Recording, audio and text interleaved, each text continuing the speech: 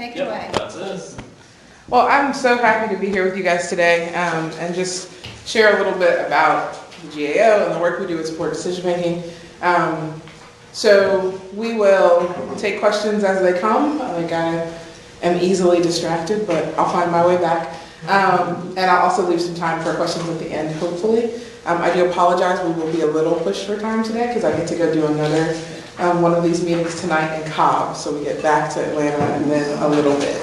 So but really, these are good days, right? When I get to come talk to folks who are as excited as you are about helping students with disabilities not graduate to the couch, right? Mm-hmm. Leave school with the same opportunities that we all had. So I hope the information that I share with you today is really, really helpful. We are willing to do this again here and other spaces at your school. If there's another group that you're aligned with, we're just really happy to share this information. A couple of housekeeping things. So on the back table, there is a survey. I would love to get some feedback from you all about how this presentation was today. There's two brochures, one about supported decision making and one about the Developmental Disabilities Program at the GAO, which is also just kind of generally information about the GAO. And if you want more information about either the work we do or supported decision making, you can sign up. And if there's something specific you want to know about, there's a space there for you to tell us that. I send the email, so I will not spam you. That won't happen. You'll just get the information that you're looking for, and maybe some updates if we have an event or something like that would be interesting to you. So we'll get started. So the Georgia Advocacy Office is the independent, federally mandated protection and advocacy system for the state of Georgia. And what that means is that we are our own nonprofit. We are completely separate from the state. So we don't have access to their systems or are funded by them in any way, shape, or form. We're funded by a congressional mandate and census, right? So the population determines how we get funded. And protection and advocacy system, so there's one of us in every state and territory across the United States. And we're all designed with the mission to make sure that people with disabilities have access to their human and civil rights and community-based services. And we're all organized a little bit differently. So the GAO is the GAO, and we're connected to these other folks. But if you move to another state, things might be a little different. And it's funny that you mentioned our mission, because it's up here.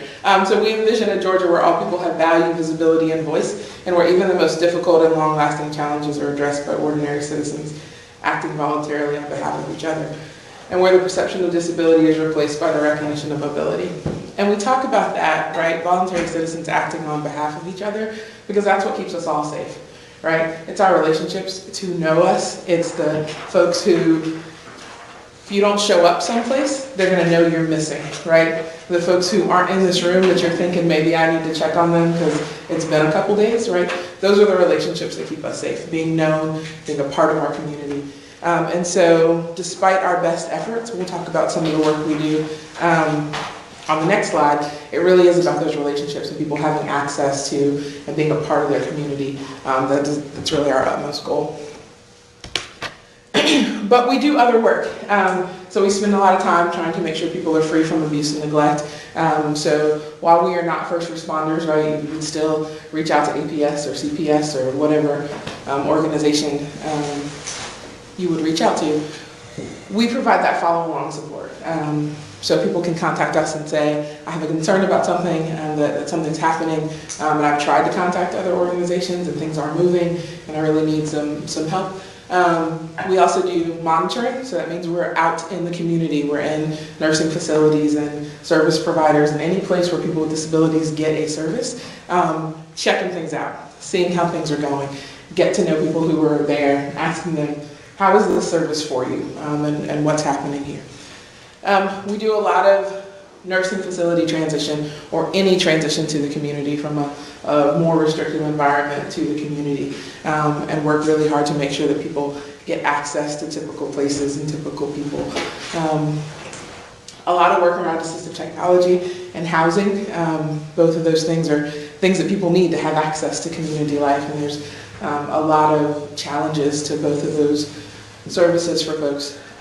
We do a lot of work to support self-advocacy. So working with folks with disabilities to help them solve their own problems, right? So if you call us up and there's an issue, we'll spend time supporting you to navigate through a system so that you can get the resources you need. Because that's another one of those, if I can help you do it, right, you leave with that skill and you don't need to call me next time in order to get that done.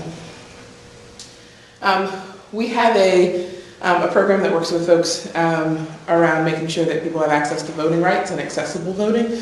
So we'll be really busy this election year going out to places to talk about that folks with disabilities have the right to vote and what accessibility should look like.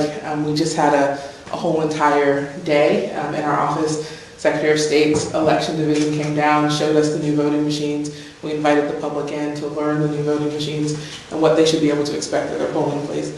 We'll have a hotline where we monitor voting on that day. So if you're in a polling place and you see a person with a disability that's not getting the accessible treatment that they need, you can call our office. It's the same number we use all year, and we will get you connected to the Secretary of State's office or another voting rights organization to get that problem resolved.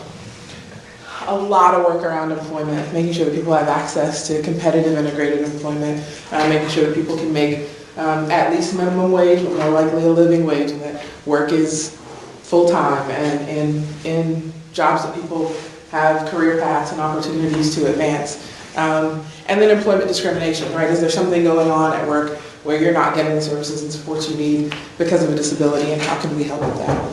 And then information and referral, education and outreach, right? We try to be in the community. We are based in Atlanta, but we serve the entire state, as evidenced by my time here in Brooklyn and then in Cobb tonight. So we are really trying to be out and about, chatting with people, learning what's going on and how we can support. We have a program for folks who experience developmental disabilities, people who experience mental illness, a TBI program, the Voting Lives in Its Own program. We have a new program for people who are beneficiaries of Social Security and have representative payees. It's a new congressional mandate. And so this is a program where we get a list of rep payees from the Social Security Administration to just monitor. So we go out and we interview beneficiaries, we interview the payee, we're collecting records and reconciling bank statements to make sure that people are getting the benefits that they're supposed to be getting and that it's going towards their use. And then getting folks connected back to Social Security if there's an education issue or a misuse issue or a fraud issue. And that's been wonderful because it's given us a lot more access to people. And that program also does a lot of information and outreach and referral as well, so people can learn about what it means to be a rep payee. And so that's anyone who has Social Security, no matter what their disability is.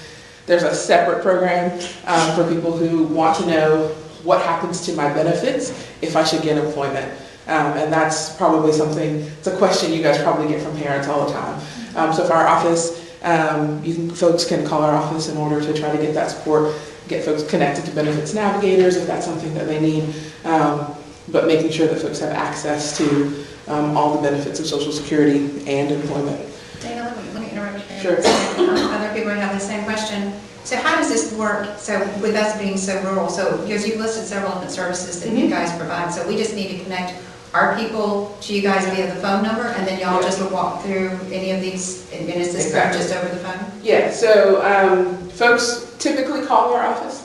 We do have a website where you can contact us. You can also contact us via our Facebook page. Both of those things are going to say, like, are you having an emergency right now? And if not, contact our office during normal business hours. Our primary intake is over the phone, but that's just intake. Once there's a need, you will talk to a resource advocate. Just a little bit of screening on the first phone call, just to, do you have a disability? Is this one of the things that we do? And then after that, you'll talk to a resource advocate. And that person is gonna do a little bit more of a deep dive, kind of figure out how we might be able to help. If it's one of those things where it's just information and referral, or a little bit of support for self-advocacy, right? I can give you a handful of steps and it's something you can do on your own, then that'll happen there. If not, then that person will get connected to one of those programs, right? To do the rest of the work that we do. And then an individual advocate will 9 times out of 10 come out and meet with that person and figure out what's going on and get to know them. We don't advocate on behalf of people we don't know, right?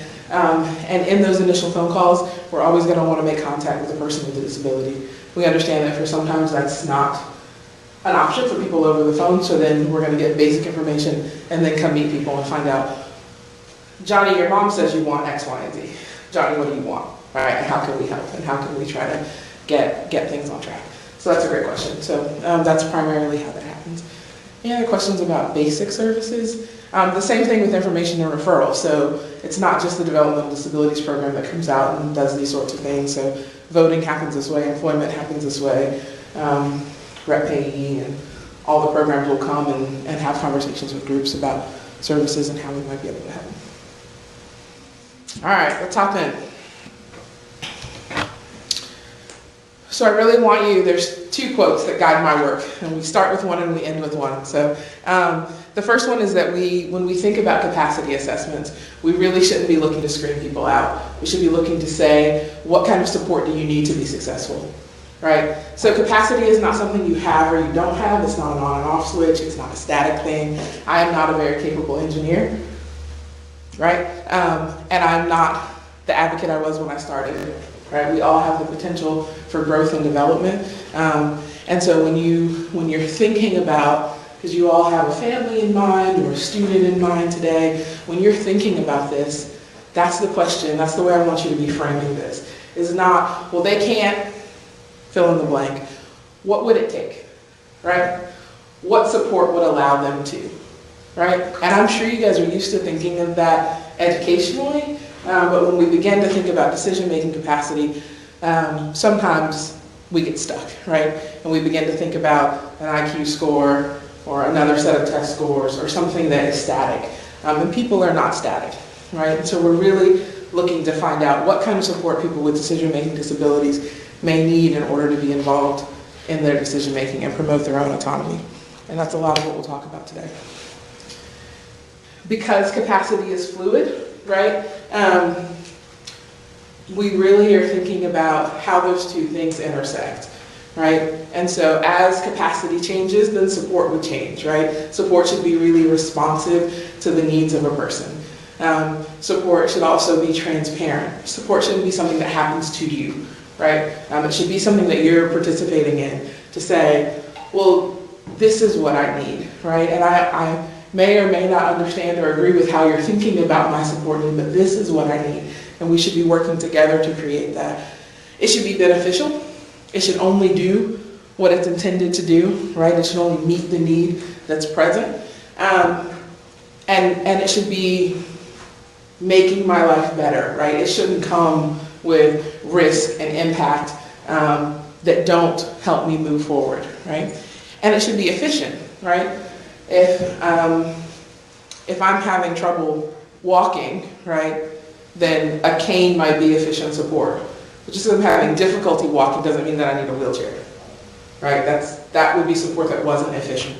And so last year I broke my foot, and the support that I got, right, my doctor said we need to immobilize it. It needs to not bear weight. You're in a little bit of pain, right? We want to make sure it heals. So the support that I got was one of those handy dandy boots, right? It was lots of fun in Georgia heat to be trucking around doing these presentations in that boot. I got the crutches I chose not to use, and I got some pain medicine. That was the support that my doctor offered. My doctor could have suggested a medically induced coma. Would it have met the need? Sure. Would I be immobilized? Yeah. Oh, yeah. Would I be bearing weight? Would I be experiencing pain? Would the foot heal? Why is a medically induced coma not the route? It's too much, right? It's too much support, it's extreme, right? It comes with risk, right? A lot of risk, right? That don't meet the need of a broken foot, right? So like if, worst case scenario, if I took none of that support, then I might just have like a pain in my foot for longer. It might not heal right. But like if they screw up the medically induced coma, I might not be here to worry about the problem with my foot. So sometimes, right, when we think about a person who needs support around decision making, we can make suggestions that are on par with a medically induced coma, right? That are too much support, that have impacts beyond the issue that we're trying to solve, right? And so one of the things that I suggest people do is when you're thinking about someone who has this challenge is that's your first question. What's the support need? What is the issue that we're trying to solve? What are we trying to address for this person? What tools might already exist? What else can we find to do this, right? So that we stay living in this model, right? And not just, you need support, here's a blanket, right? You know, when we think about disasters that happen, right? Oh, well, there's been a disaster, here's a box of food and a blanket. There's no assessment about what this particular person might need, right? And so we can get better at this, at asking the right questions. So, supported decision making is a term that that can get used in a variety of ways. And that's okay, because it's an individualized process for people. But I do want you to think about, this is kind of a basic definition, right? And that supported decision making should include these things. So it's whatever supports and services or agreements and arrangements, it's a phrase I like, that helps an adult with a disability make his or her own decision using friends, family, professionals, and other people to help understand issues and choices, ask questions, receive explanations in a way that makes sense for that person, and communicate their wishes to others. So just for a second, I want you to think about the last big decision you made. You moved, you bought a car, you got married, divorced, a kid went to school, had a medical procedure. Just think about that for a second.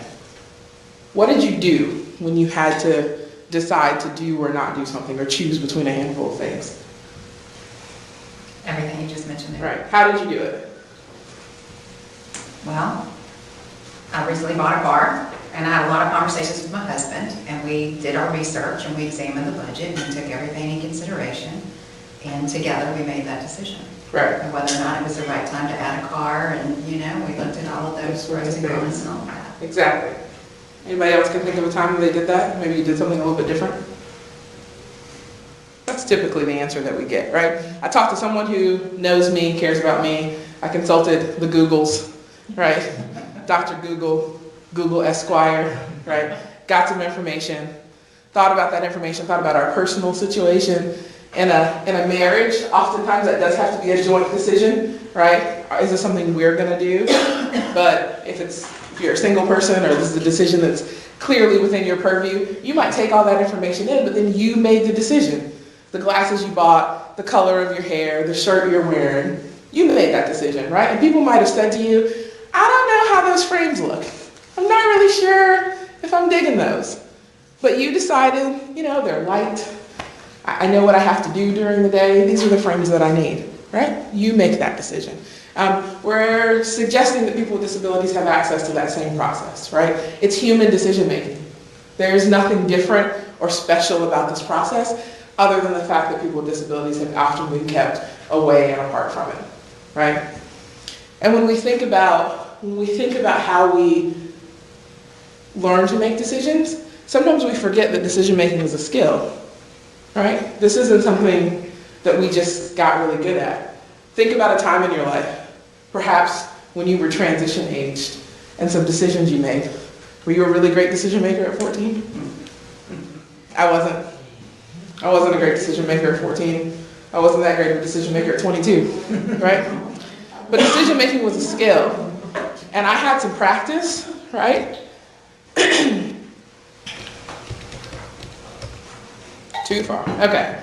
And it was taught over time and over multiple modalities, right? So I tell a story about my daughter. She's young, she's like 4, it's preschool, and we lived in Virginia, so the weather's kind of like Georgia. And it looked like this outside, but it was really cold. And she didn't want to wear pants. She wanted to wear like a skirt or leggings or something like that. And I was tired of having this conversation, and so this morning I was like, okay, kiddo, it is really cold outside. I think you should wear pants, but wear whatever you want. She comes out, and she's got these like thin little leggings on and a skirt. Coat, sent her to school. She comes home, Mama, it was so cold on the playground today. Yeah, kiddo, It was so cold on the playground today, right? I think maybe you should wear pants tomorrow. I think I'll wear pants tomorrow too, right?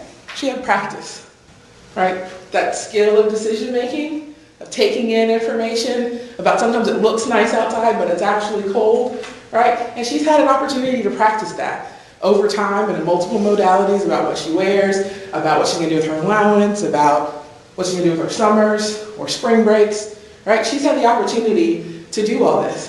She's also had plenty of opportunities to fail, right? To wear leggings when it's really cold, to spend her allowance on something that breaks really easily, right? And she's able, she's 11 now, almost 12, but she's able to see this, right? And use that information to make decisions. But how often are the students that you support kept away from this? How many of you work with students with pretty significant disabilities that get an allowance? So what's that first paycheck gonna be like, right?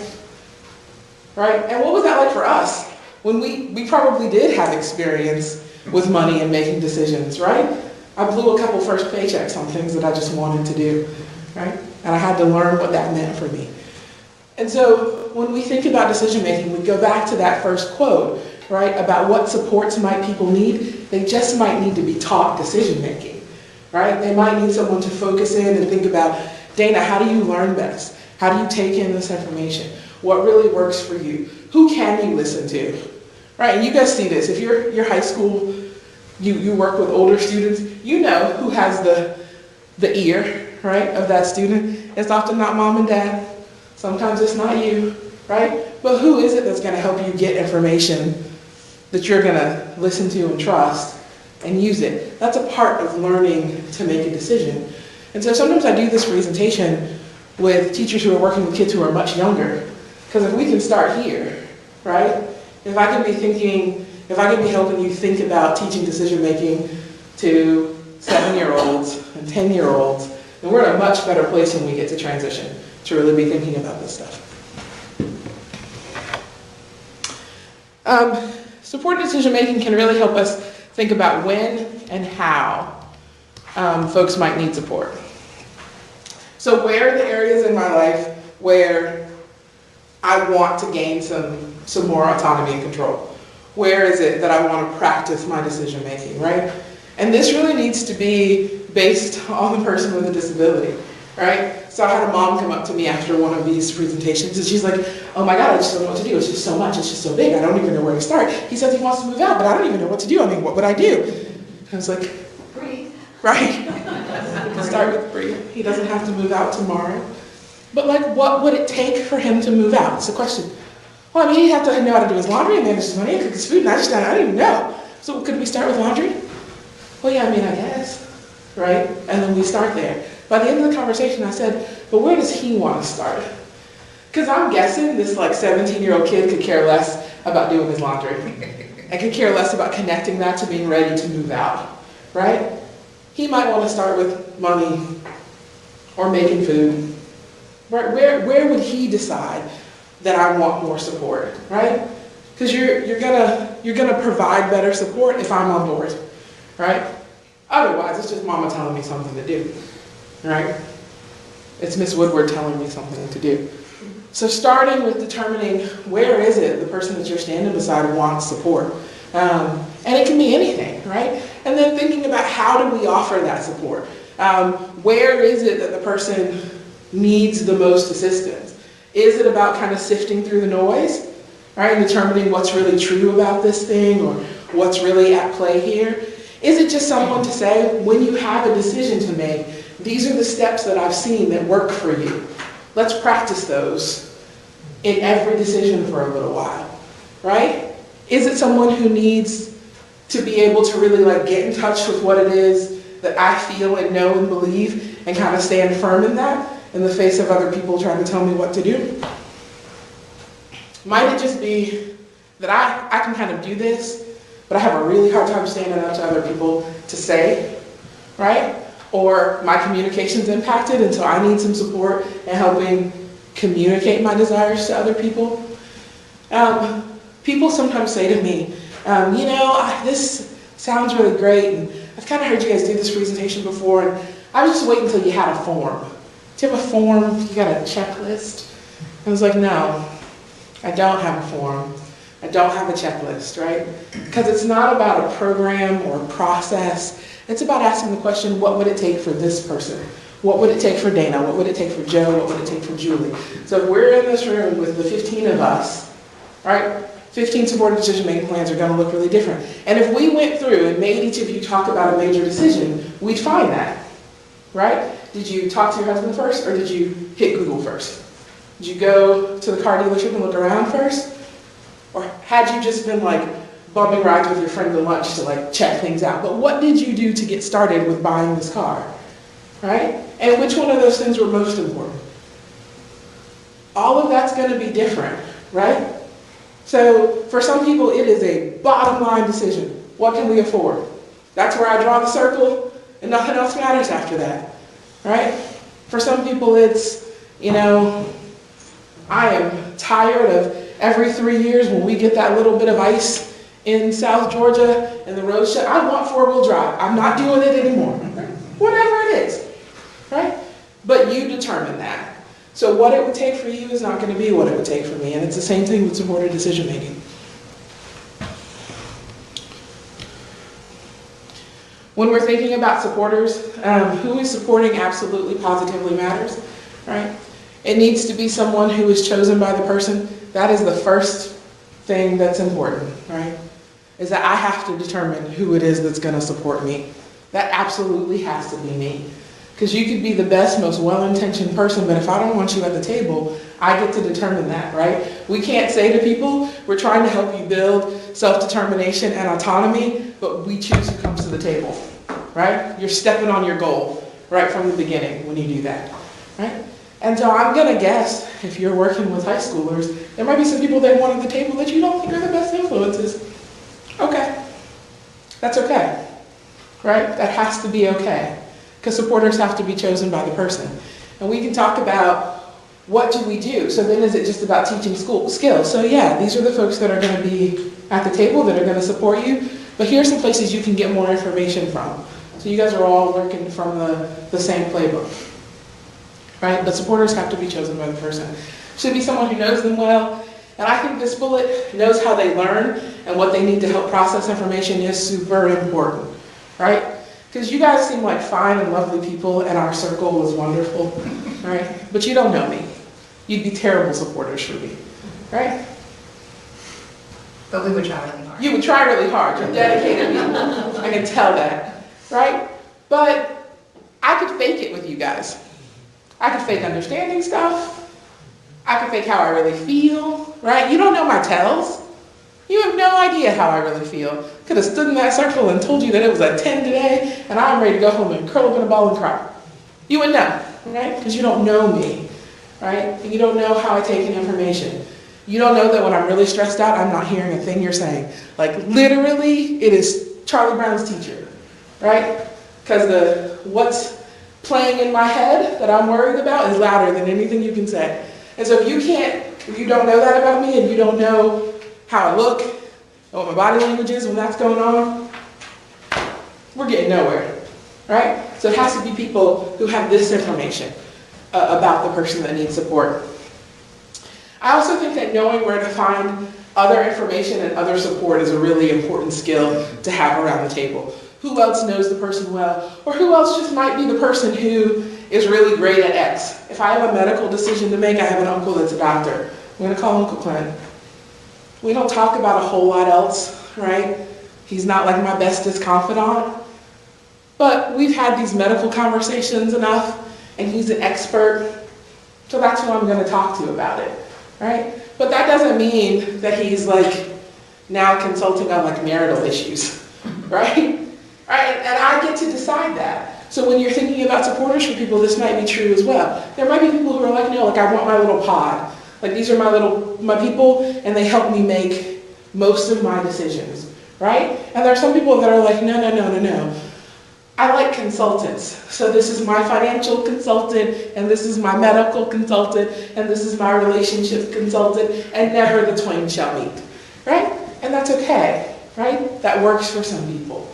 There are people who have combinations of both, right? I have a little inner circle, And then these are generally the people that I go to, just like we would. If you have an accountant or a real estate agent or an attorney or a whatever professional that you just, this is who you go to, right?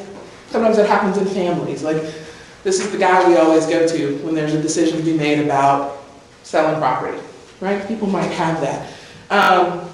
But it matters, and it's got to be centered around what the person wants and needs.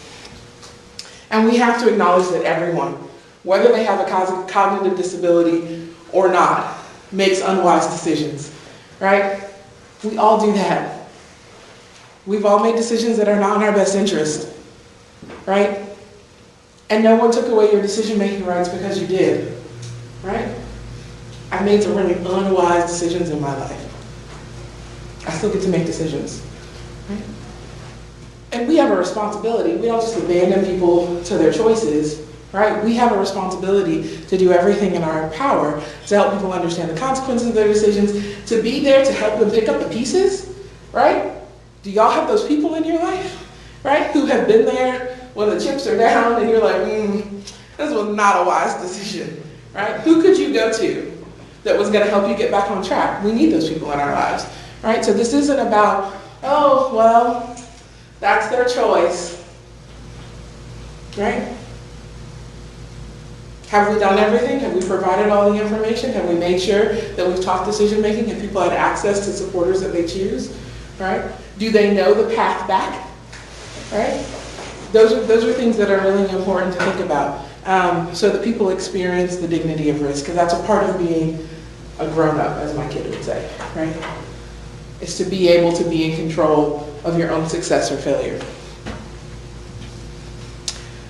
So when we think a little bit about the options that are available to people, I sometimes ask people to think about this, that what are the reasons that people sometimes seek guardianship? And people usually tell me, it comes down to a handful of things. It's money or it's medical, off the top, right? Sometimes there's a specific concern that people have that doesn't fall into one of those categories. But essentially, the person feels like whoever they're standing beside needs some support in this situation. Feel like they might get taken advantage of, right? And so I want to protect them in some way, shape, or form. Well, we have options for that, right? There are other ways in which we can provide people with decision-making support that don't impact their ability to make all decisions. Supported decision-making isn't on the pyramid because it's not a thing, right? It's an accommodation, right? It's a way, it's a tool that we use to help people get to make their own decision.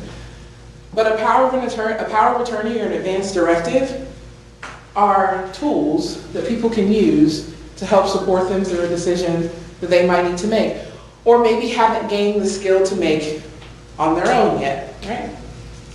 But they're changeable, the person directs them, and they're limited.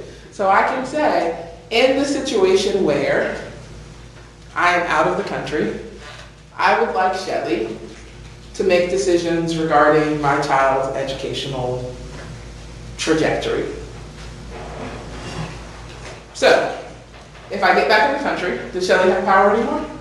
No. Can Shelly make decisions about my money? Right? If I'm still out of the country, and I don't like the decisions that Shelly's making, can I appoint somebody else? So who's in control in that situation? Right? I maintain the control, right? And that might be a really great support in a situation where I'm out of the country. Okay. But it also doesn't impact me later. So if I get back in the country and I want to go buy a house or rent an apartment, no one's going to say, well, Dana, you had a power of attorney. I'm not sure that you're competent to make this decision. Right? It doesn't have this overreach, right? When people have had a guardian, and even if they get it overturned, our legal system allows for a challenge to this new thing based on at one point in time you were deemed incompetent. Right? These other things mitigate that risk.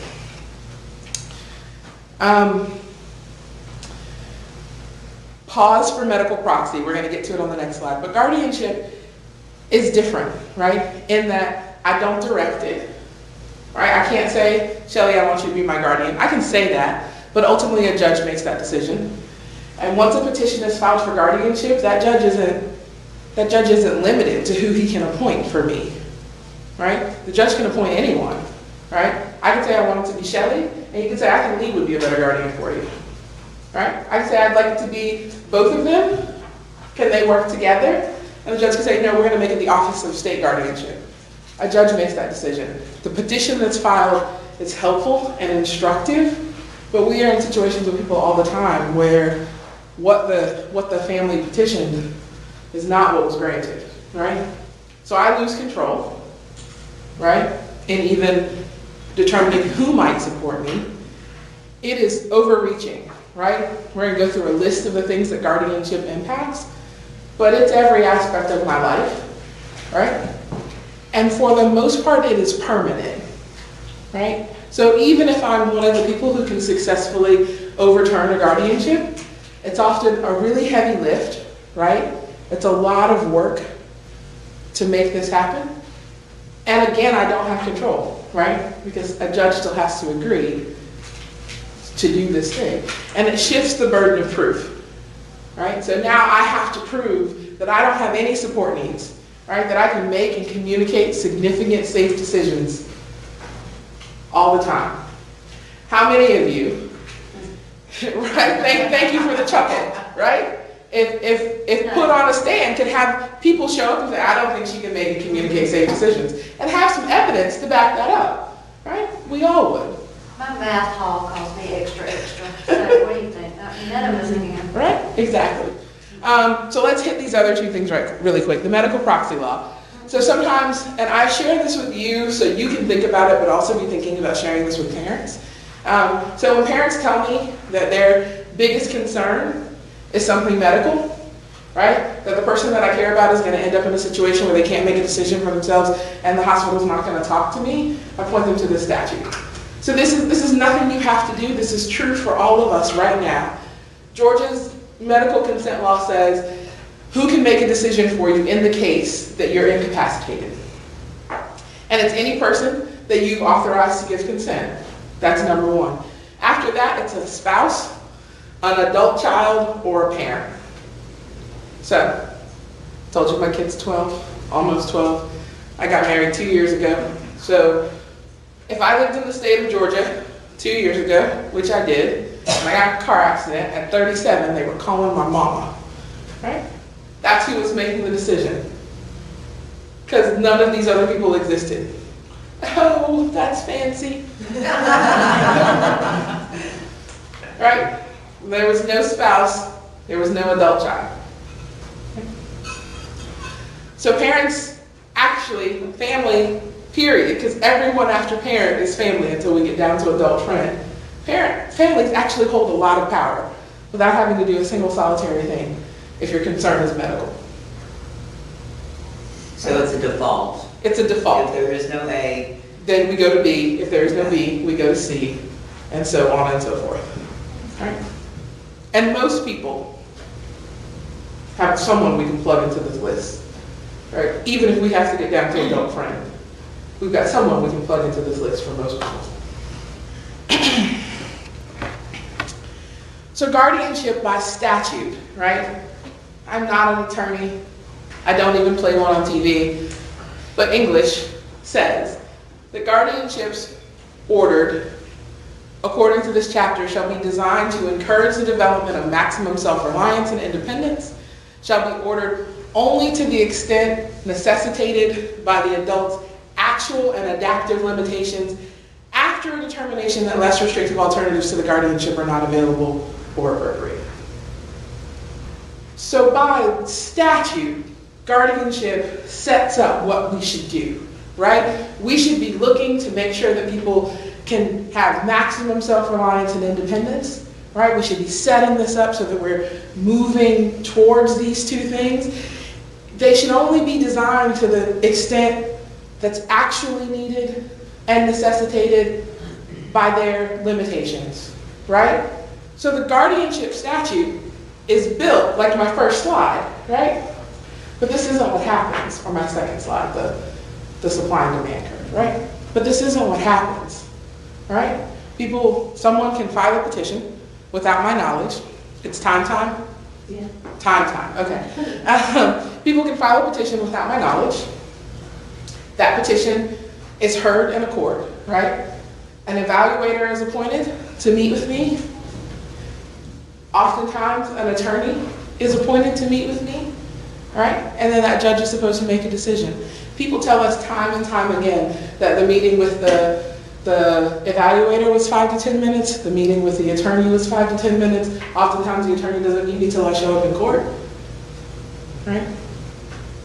I worked with a person who, the person petitioning for guardianship lived in this state. He had lived in this state, but had gone someplace else, and guardianship was granted in Georgia. He was not a part of the proceeding whatsoever, right? Those aren't one-offs. That's typical of how these proceedings happen. This evaluation around less restrictive alternatives, no one has to say to the judge what else we've tried that leads us to think guardianship is what folks need. And sometimes people will say, well, data supported decision making sounds really, really great, but Georgia doesn't have a statute. We do have a statute. After determination that less restrictive alternatives are not available or appropriate. Supported decision making would be a less restrictive alternative to guardianship, right? So we could try something else to avoid a guardianship, right? And to support people in a way that works for them. So I'm gonna try to fly through these last couple really quick. So why is this all important? Because I want you to think of a single place. What's today? Wednesday? Thursday? Wednesday. So think about your week this week. Think about the things that you've done, and you can plug it into one of these categories. I'm challenging you to come up with something you've done this week that we couldn't fit into one of these categories. You swiped your debit card, you operated on a contract. If you've got a spouse that you spend some time with, right? Where you live, who you associate with. Guardianship impacts every single one of these, right? We know people who haven't been able to leave the four walls of their nursing facility because the guardian said, I don't want them to travel. I don't want them to hang out with that person, right? It has an impact for people. And what happens when your life gets that small, right? When you're denied the dignity of risk, there's an impediment to your learning. You don't get to try and test new things and figure out what works to you, discover capabilities that you didn't know you had. People's lives often become smaller, right? What people believe about you changes, and we all know that what we believe about people impacts how we interact with them, right? And so when people believe that you're not competent, right? How many of you have been like new on a job and hadn't really had a chance to prove yourself to people, and they thought you were the newbie and they didn't think you knew anything? What was it like to be treated like that? You were living for the moment where you could like show up and show off, right? You were living for that moment, for people to see you and to be fully present on that team and to be recognized for all your gifts and talent. What would it be like to live your life like that every day? Well, one of the reasons why we wanted you to come speak is because a lot of we've heard stories about a lot of times where people are being given the encouragement to go through the guardianship steps thinking that it's the right thing to do. And so we really feel that need to get the right information out so people can make the best decisions for their individual situations. Yeah. So I'll leave you with the PDFs. You can share this with parents. If there's a parent support group in your area, we will come back and talk to them. More than happy to have this conversation. But you can tell these stories, right? You can tell the story that I just told around what does it feel like to not be treated as a fully present, contributing member on a team. That's a universal thing, right? We've all been the new kid, right? We've all been the person at some point where someone was like, I don't know about her. I don't really know if she's cut out to do this, right? And what would it feel like to live that way? And then to have it be true, right? Because guardianship says you can't. Guardianship says you're not allowed to make that decision. So that opportunity that we were all living for to show up is cut off at the knees for people. It isn't on this slide, but I also talk a lot about how having the ability to practice supported decision making gives people an opportunity to be able to recognize and resist abuse, right? So just pause there. I want to make sure. Okay, I'm going to tell a story about recognizing and resisting abuse, and then we'll wrap up. So support decision making can look really different for lots of people, but it needs to include these things. It needs to ensure the person with the disability makes their own decision. It is not consensus building, it is not group decision making, it's not shared decision making, it's not joint decision making. It is the person with a disability being in the driver's seat of their life, right? With all the supports they need to do that, but they are the person sitting in the driver's seat.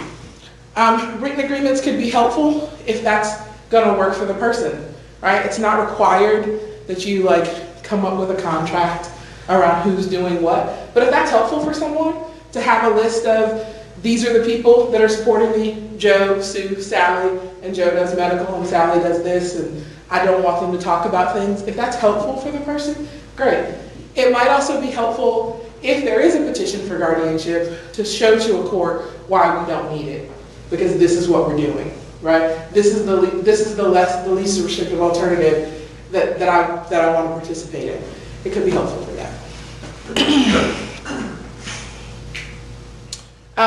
This is studies that just show that I'm not making this up, but people actually are more independent, are more integrated in their communities, are physically healthier, and better able to recognize and resist abuse. So, what next?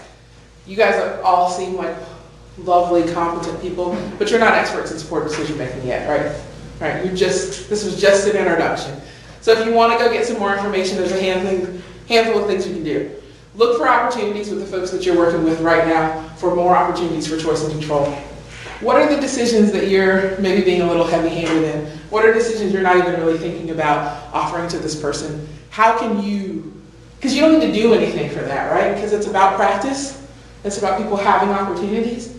What can you do? What can you go back to your classroom or to your school right now? And what's one practice that you can change that offers the students you support more opportunities for choice and control? All right, you don't need to do anything else. If you walk out of here and you do that, and you get people talking about what's the reason they're seeking guardianship and what else they can do, you would have done a world of good to the folks that you're standing beside. You can sign up for supported decision-making news on the back table. I'll be more than happy to share some more resources with you. Supporteddecisionmaking.org is a national website that has tons of information. There are all sorts of state projects. Georgia has a project, Maine has a project, Delaware has a project, Texas. You can look to see the things that people are doing. You can look and see supported decision-making sample plans and sample agreements. You can hear people with disabilities tell their stories about why supported decision-making works for them, what it was like to have a guardian, and the work that they've done with supported decision-making to not need that anymore. And then there's a handful of resource slides. So one thing here, and then the story. So the practical tool for lawyers, practical is an acronym, and I love it. That helps run through, starting with presuming competence, right? Let's think about the person that I'm working with and all their gifts and capabilities. What's the reason that we're looking for some sort of supported decision-making support? Is this something that's temporary or might change? And so it runs through this entire, if you want a checklist, this is as close as you're gonna get, right? It runs through to ask questions to think about why people might seek this, and then what you can do to address what some of those answers are. So it's really helpful, even if you don't use it with people, to begin to think about how you might ask some of those questions to support parents and students to think about what other options are. So there's a bunch of resources here. Okay, so last quote, right? The idea that supported decision-making is not the end goal, right? It's the opportunity for people to experience legal capacity, right? The ability to buy a car, right? To decide what my educational goals are gonna look like. And the reason that we focus on these issues is because this is how we positively express our freedom, right? This is how we are fully present and contributing members of society. So the recognize and resist abuse story, my favorite story to tell. So I was working with this young man. I used to work with a residential service provider years ago. And a part of my job was to fill in when leadership was vacant. So someone's out on maternity leave or there's just a transition in job. So I would go to a team and support the folks that lived there. Everyone we supported lived in their own apartments. We had an apartment nearby where we kind of operated out of to support people. And I say that to people and they sometimes get this idea that that meant we didn't support people with really physical support needs, but that wasn't true, right? We helped folks who needed 24-hour support, who had tracks in their ceilings and bathrooms that were big splash rooms, and whoever you were, we believed that you had access to the community and we were going to do everything we could to make it work. So some people had 24-hour support, some people had 3 hours a week. Didn't matter. So this young man named Aaron, Aaron had grown up in an intermediate care facility for people with developmental disabilities. He had cerebral palsy and was pretty impacted by his disability. That'd be like a nursing home, right? A developmental center is where he'd grown up. And so this particular day, the person that worked with him most often they were going on a doctor's appointment with someone else. And she said, hey, can you just help Aaron get off the bus? And by the time we do these couple things, I'll be back.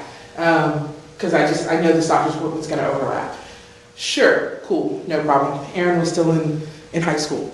And so she said, when he gets home, help him get into his apartment. We take all the braces off and the tray off his table, help him have snack, and then he gets in the bed and kind of stretches out for a little while. If I'm gone too long, you can start some of the exercises, but I'll probably be back. But that was his beginning of the evening activities. Cool, got it. So Aaron comes home. Hey dude, good to see you. Hope you had a great day. Aaron did not use words to communicate. He was pretty severely physically impacted by his disability. So I don't know if you remember, but I'm Dana and I'm helping out around here. And Renisha said that she'll be back soon to help you with the rest of your day. But we're gonna go get started, right? We go to the apartment, we get in there, take braces off, move tray table, all this good stuff. And I'm like, okay, you ready to get started? And so to help Aaron get into bed, it was a one-person lift. He's a pretty small guy. So my hands went under his thighs here and behind his shoulders here, like in a chair, right? And I'm just gonna pivot to the bed and help him lay down. So my arms go here, my arms go here, Aaron's back stiffens. Oh, I'm sorry, dude. Like, I know Renisha usually works with you. I'm really sorry that she can't be here. She'll be here soon. I'm just gonna help you get in the bed and stretch out and relax because you've been in your chair all day and get the TV going. Life will be good. Hands, back. Well, Aaron, I'm pretty sure this is what Renisha said normally happens. I'm not really sure what's up. I know I'm new and that can be hard sometimes when new people have to support you physically, but I promise I'm just gonna help you get in the bed. Renisha should be here soon. One more time, same thing, back stiffens. Okay, so I'm not sure what's wrong, but I'm gonna help you get back in the chair really quick. I'm gonna run upstairs and call Renisha, see if I can figure out what's going on. So I do that, get him back in his chair, he's safe. Run upstairs, call Renisha, tell her what's going on. She says these 3 words and hangs up the phone. You forgot snack. I did forget snack. Yeah, okay. So Renisha's gone anyway, right? Because she's figured out that this is what's happened. So I go downstairs and I walk in Aaron's bedroom and I go, I forgot snack. And he laughed at me like I had never been laughed at in my whole entire life. Because I surely did forget snack. I go in the kitchen, I get a couple snacks, he chooses snack, we have snack, arm, bed, no problem, life is good. I tell that story for a handful of reasons, right? Number 1, Aaron was able to recognize and resist, right? People had supported him in such a way that he knew this is what happened every day. And he was clearly telling me, I want snack, lady, right? And I had to be listening to Aaron, right? I could have lifted him. Back stiffened or not, I could have done it. That would have been completely irresponsible, right? I would have been walking over his no, but I could have, right? But Aaron had been taught that people will listen to me, right? This is the way that people support me. It also taught us more than we really ever thought about Aaron. We knew he had pretty good receptive language, but we learned that day it was much better than we thought it was, right? He advocated for himself. He surely advocated for himself. We also learned that his gross motor skills were way better than his fine motor skills. So all these things we were trying to do for communication that required pointing and reaching, that's why we were striking out. But we could put a hand on Aaron's shoulder and ask a yes/no question and get reliable answers. We learned that, right? We may not have learned that if we weren't in this process of listening to him, right? So when people, no matter their level of disability, right? If we're willing to listen, if we practice things and we teach skills, we give people the expectation someone's gonna listen to you, we set people up to be able to say, no, this isn't the way I want this thing to happen, right? And so that story ties right into supportive decision making. We didn't know that's what we were teaching Aaron, right? We had no idea that we were teaching him to stand up for himself by doing things consistently.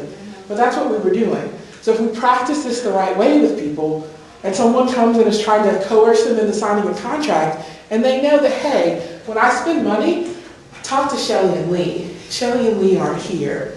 I don't want to spend money. That's a skill that we can teach people.